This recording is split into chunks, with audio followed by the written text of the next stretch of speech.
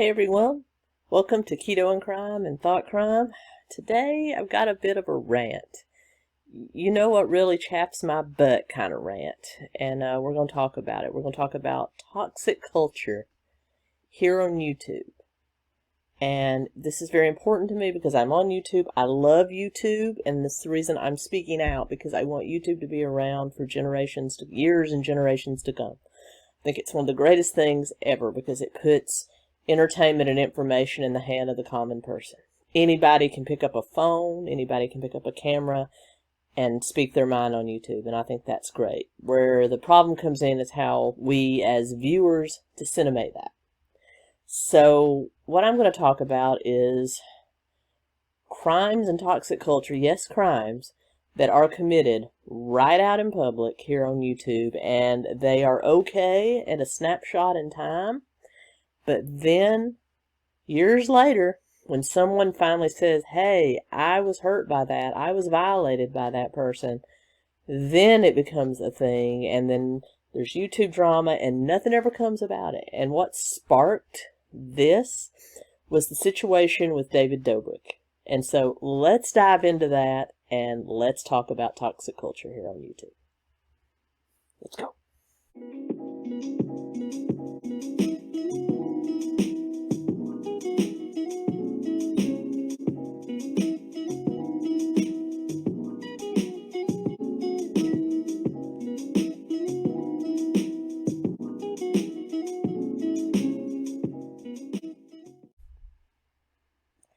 The reason I'm speaking out of David Dobrik is that it's just the latest. I'm going to mention some others too, but it's just the latest in a string of the most popular YouTubers finally getting caught up in their own crap. And what I mean by that is David Dobrik, first of all, for those of you who don't know, he's a young man that has a very successful set of channels here on YouTube. All you have to do is put him in the search bar, he'll pop up. He's also had a love affair with the YouTube algorithm, literally. He's always trending. He's in the followers of millions, has videos with millions of views, but he hangs around with a group of people, all young people living out in Los Angeles, that comprise something he calls the Vlog Squad. And it's a mix of male and females, but they do things like vlog their everyday life, they have podcasts, they film parties that they're at, they do pranks.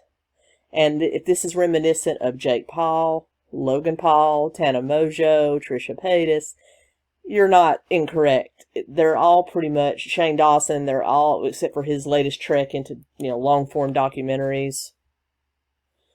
They're exactly the same flavor of young YouTuber, and they're all very successful.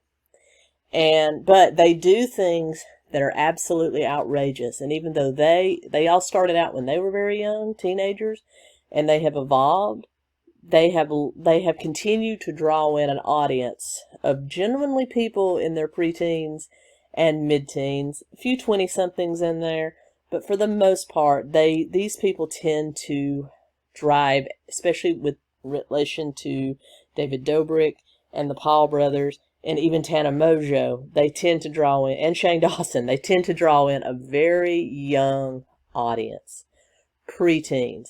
This is why it's so important. If you're a parent, please watch what your children consume on YouTube, because it's very important. But recently, a complaint was filed with a online magazine by the name of Inform, of a young girl named Hannah, who was the subject of a Vlog Squad, a David Dobrik squad video that says that as a 16-year-old, she was given alcohol, like basically peer pressured into underage drinking, that a member of their squad who was of age went and bought a bunch of alcohol and basically got her and a couple of friends drunk, and a member of the Vlog Squad by the name of Dom actually took them in a room and had relations with this young Hannah and another girl that was a friend of her, also underage. Now, bear in mind, most of David Dobrik's friends are 18 plus. I'd say most of them are 21 plus. So, this was actually captured on a video by the Vlog Squad, at least the going into the room part was, and the fact that these girls were so intoxicated they couldn't even stand up. This was all captured and had tens of millions of views. And she has finally, after years of watching probably what was a very humiliating evening for her, come forward and say, I felt it, though I was assaulted. And, of course, David Dobrik has now issued an apology, a YouTube apology, if you can call a YouTube apology an apology, has come out, and Dom, the member of the Vlog Squad that was allegedly had the actual relations with her, has also issued a non-apology, but there was a lot of what I call victim blaming in that, and I'm going to address that. But in addition, another member of the Vlog Squad named Seth has said that in several pranks where he thought he was making out with a female in a mask, it was actually a male. So he also feels that he has been abused and kind of used as a pawn in their ever growing need for clicks and views. And you have to remember, all these videos are a couple years old, and they have millions of views. And the behavior that was exhibited there, and you can say the same for 𝗓𝗏, 𝗓𝗏, Shane Dawson, the Paul brothers. I could go on and on. They're never questioned by the audience. It's only when a complaint comes out. And you will see, like all the other scandals that have rocked the YouTube world, from Shane Dawson's allegations of inappropriate behavior all the way to one of the Paul brothers getting arrested in the rioting in Arizona, or getting, investigated for that, as well as an FBI investigation into one of them. You will never see any of them punished. It's all, it culminates in YouTube drama, and then it goes away. They have a temporarily dip in subscribers and views, and then it all goes away. So that's what I'm talking about, the toxic culture. It's kind of like all that stuff which we know innately in our minds is wrong is allowed to happen. Case in point, yes, I said victim blaming. Yes, they were talking about, well, they just they did it and then they regretted it later. Yes, I'm sure that can happen. But when you, as a person that wants to have relations with someone, chooses someone that's not yet 18, and then plies them with alcohol to get the consent you desire, that's a crime. That is a crime. And it was put out there in the YouTube scope for everybody to see. Allegedly. I have to say that, but there's film evidence of what happened at that party. At least the underage drinking part. So, no, that's on you. As the adult or the older person in that situation, Dom, David, that's on you. Blame yourself. Now, what I will say is the responsibility of Hannah and the other young ladies involved in that, and any of the young ladies that are young men that are involved in any of this YouTube drama. They're underage. Your responsibility is that no one's going to take care of you except yourself. I know it's exciting to hang out with YouTubers. I know it's exciting to hang out with celebrities, because let's face it, Paul brothers, 𝗓𝗏, David Dobrik, they're not just YouTubers. They have a mainstream following. They have very popular podcasts. David Dobrik has been featured on Nickelodeon. Now, if you think somebody's a good person just because they're on Nickelodeon, I challenge you to Google Dan Schneider and read up on that, how many great Nickelodeon shows he was responsible for and what he did, and tell me if you think that Nickelodeon is free of people that are out to possibly assault and hurt minors. So just because somebody's on Nickelodeon doesn't mean that they're okay to hang out with. The same with 𝗓𝗏. She's been on MTV. Shane Dawson's been everywhere. Just because they're popular doesn't mean that they're good people. It's up to you to defend yourself. Make sure, and I take it from me. If you're Gen Alpha, Gen Z, take it from your older Gen X sister here. I've done my share of underage drinking. Absolutely. But I always made sure I was in the company of people that were going to take care of me. Make sure that that is you. If you're going to do that, make sure you're in the company of people that are not going to let scumbags like that take advantage of you. That's your responsibility, is to take care of yourself and not to let yourself knowingly, willingly get into a position where you can be taken advantage of.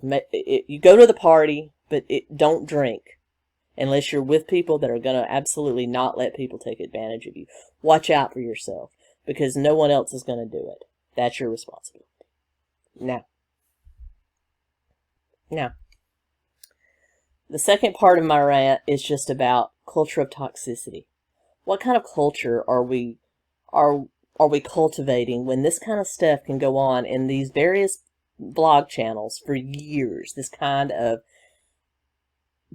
immoral, illegal behavior can go on in public sight and never be censored, never be called out. Censored is the wrong word, because I don't believe in censorship.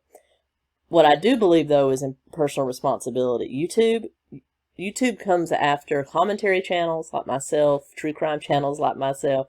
They come after political commentators all the time. They get censored all the time. That's very benign compared to what we're talking about. Why isn't this kind of behavior censored? Why isn't there a underage warning on videos where minors are being plied with alcohol and then other impromptu things are going on? Why, when you know that their audience is primarily preteens, why, YouTube, are you not suppressing those videos? Why do they get picked up in the algorithm? So I think YouTube, as much as I love you, you've got some issues with your algorithm and how you suppress things. So there are people out there breaking laws on your platform, and you're worried because I might say the word murder or cut or stab. You know, what? It makes no sense. You have real crimes being committed, and you want to censor people like me for just talking about crimes and bringing awareness to crimes. That's what I'm saying. You want to talk about people that don't necessarily want to vote for the candidates you want them to vote for. You'll censor them, but you won't censor people that are literally promoting underage drinking. So that's what I'm talking about. That's the toxic culture.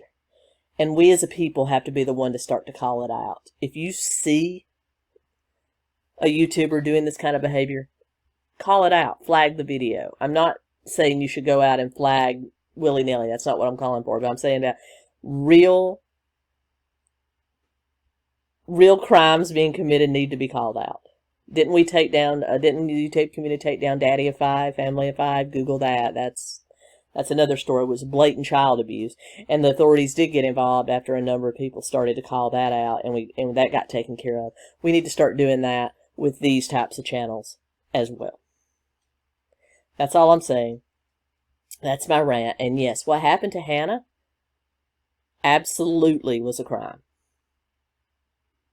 I'm not going to say the R word because, again, YouTube likes to suppress that. They won't suppress it actually happening in real time, but they'll suppress the word. Yeah, that happened. So, yeah, that's a crime.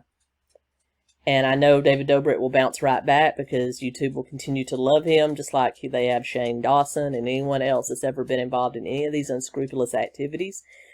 But I just had to speak out on it. As a true crime YouTuber and a commentary YouTuber, if I don't speak out on a true crime, real crime, happening in real time, then I need to hang up my hat. But anyway, that's what I'm talking about. Just my opinion. There's been some fabulous, really long-form videos on this. So check out Smoky Glow. She's done an excellent deep dive on this. She's one of my favorite commentators here on the channel. Check out her channel.